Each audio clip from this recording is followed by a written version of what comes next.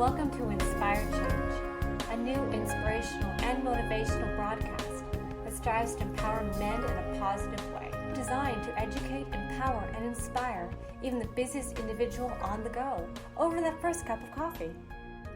Please join me in welcoming Gunter, international psychologist, author, speaker, and producer. Welcome everybody to another episode of Inspired Change. To begin with, let me welcome everybody who's been a loyal listener, and those who are new to the podcast, a warm welcome to you too. And I hope that in its small way, this podcast is going to make a bit of a difference in your life, in your understanding of both yourself, but also with some of the issues that you might be dealing with in your life. Now, fundamentally, for those of you who are new, this podcast is essentially about, making some changes, constructive changes in your life.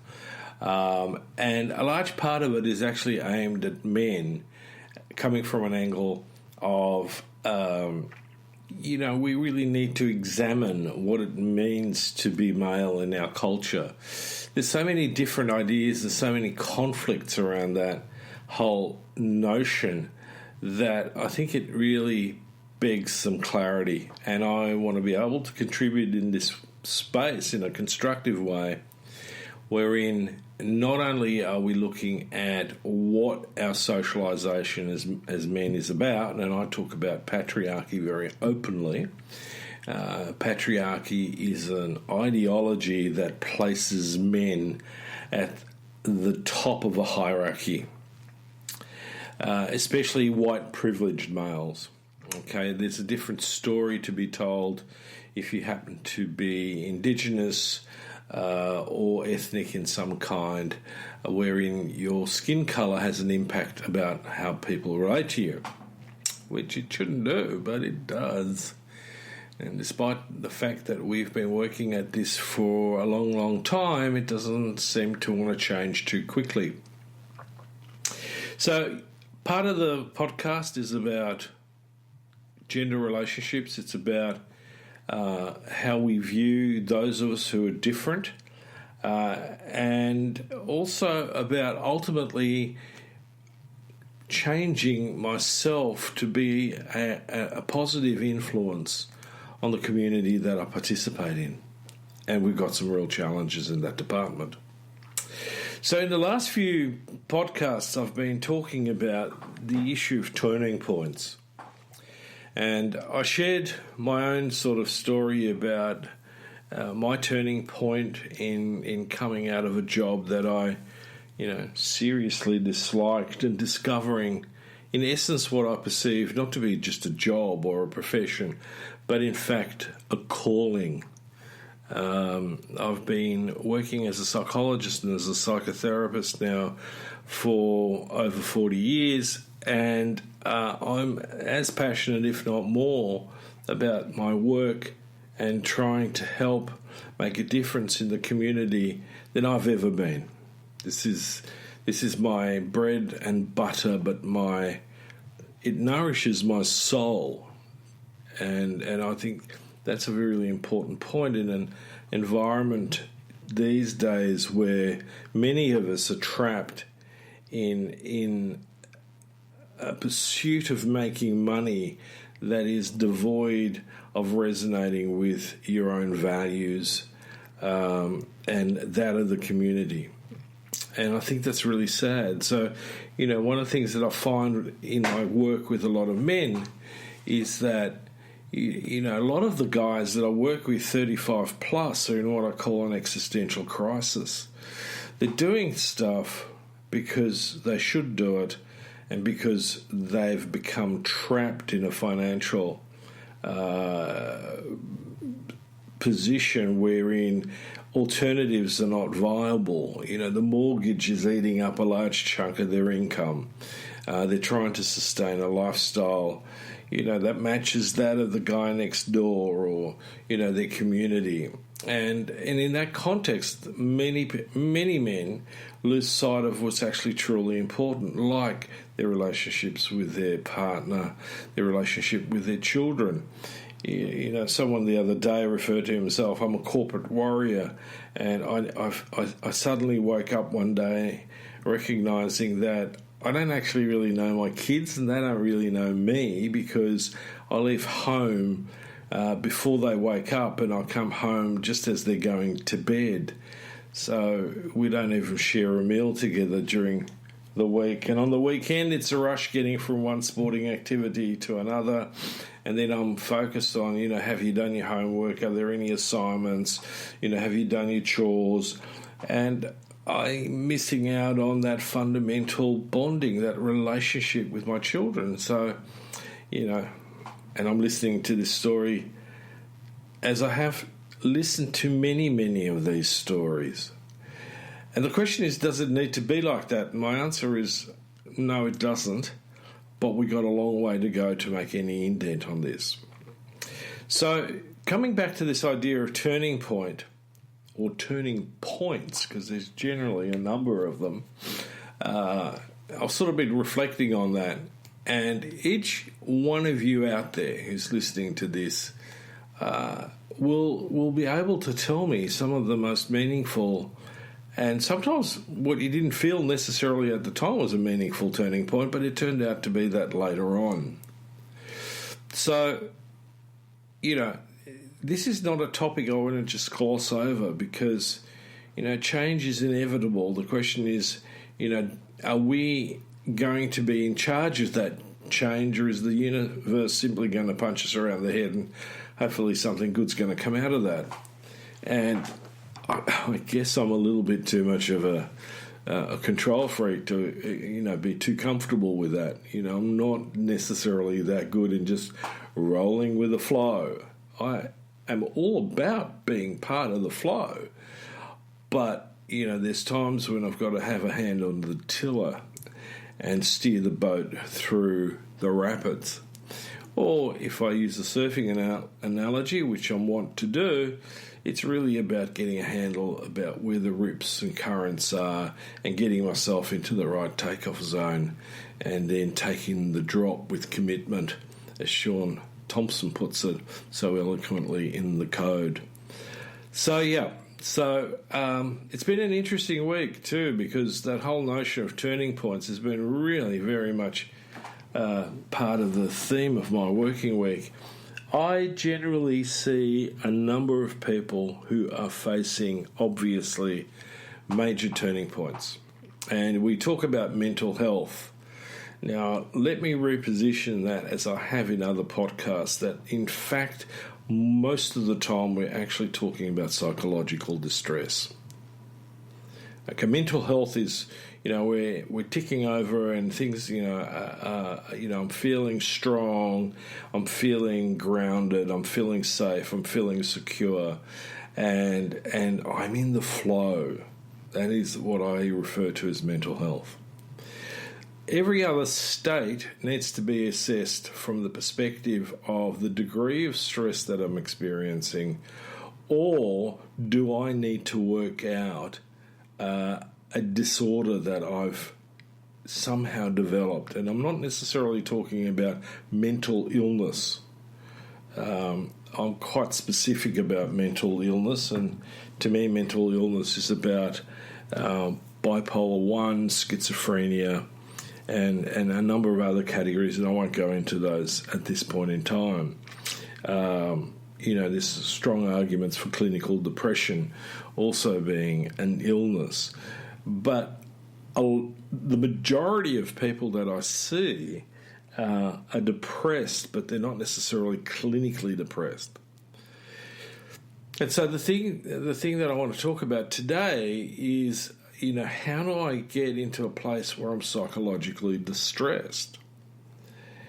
And it's not just simply about my disposition, okay? I need to look at my disposition within the context of what I'm dealing with, okay? So, for example, in my own journey, I was fired up to get to university, only to discover that I needed to do several years of statistics, and as a result developed essentially an anxiety problem that I needed to learn how to deal with.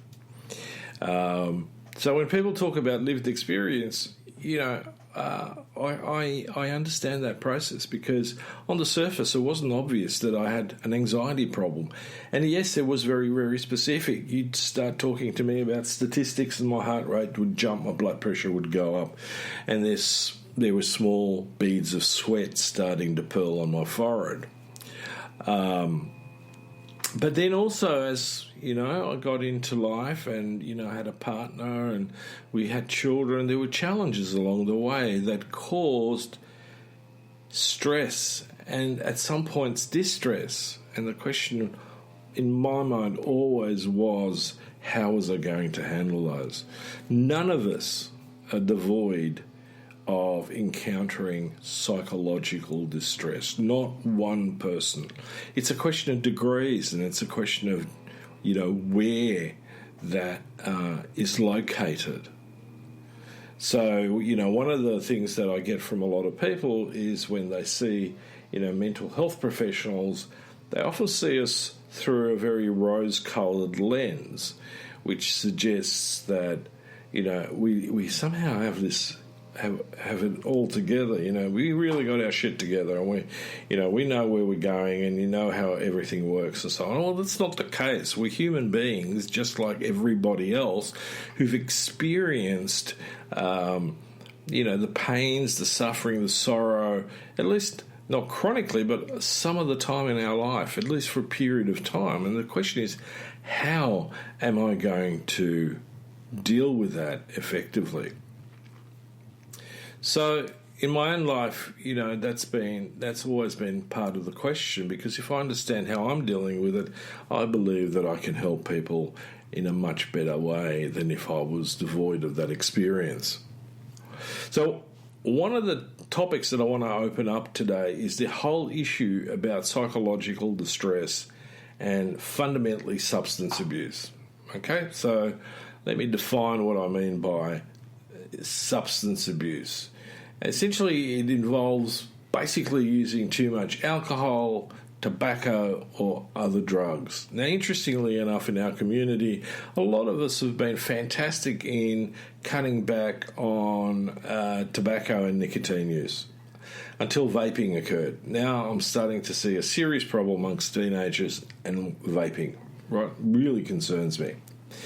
Now, substance abuse does not necessarily equate with addiction or dependence, but it can lead there. And sometimes it leads there very, very quickly.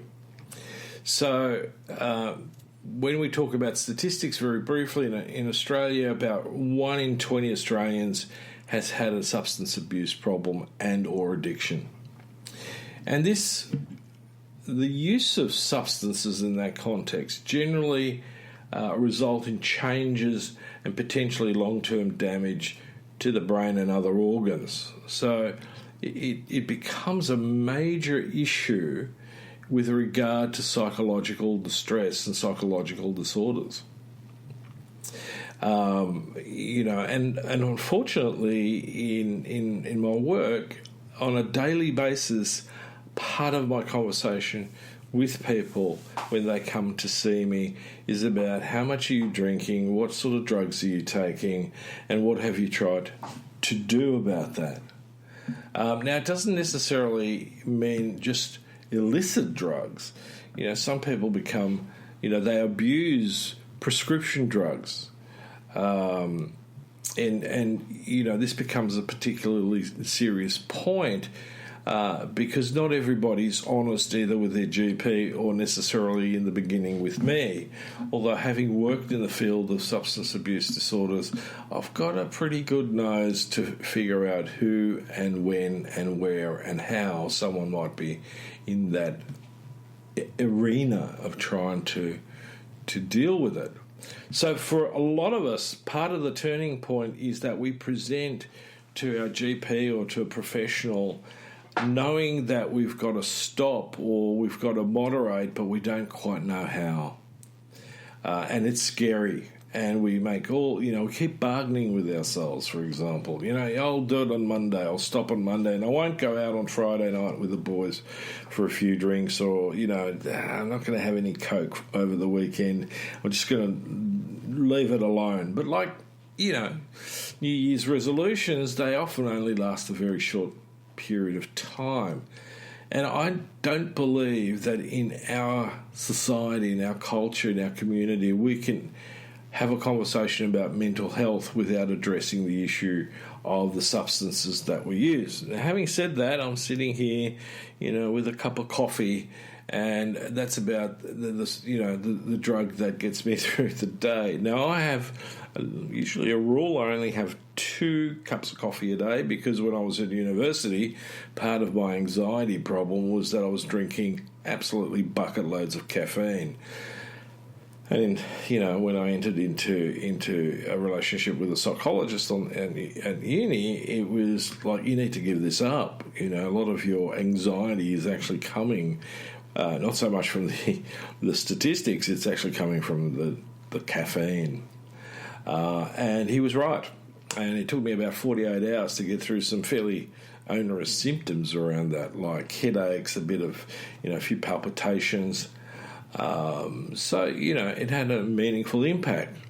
Now, the other drug that I tend to need to work with people on is their alcohol consumption. And it's problematic because alcohol is readily available, it's tasty, and it's a social lubricant. Now, true, in the short term, alcohol is going to give you a bit of a serotonin lift, but regular use will actually decrease the level of serotonin in your system, and it will trigger anxiety, and over a longer period of time also depression. So for a lot of people, Mondayitis is not got anything to do with Monday. It's all about how much piss you had on the weekend.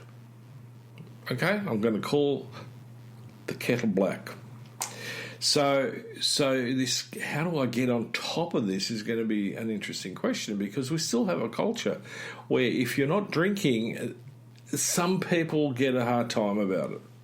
And the more blokey, the more male, the more masculine, in inverted commas, the environment is, the more it's expected. I get 15, 16 and 17-year-old boys who are practicing to be exceptional at drinking.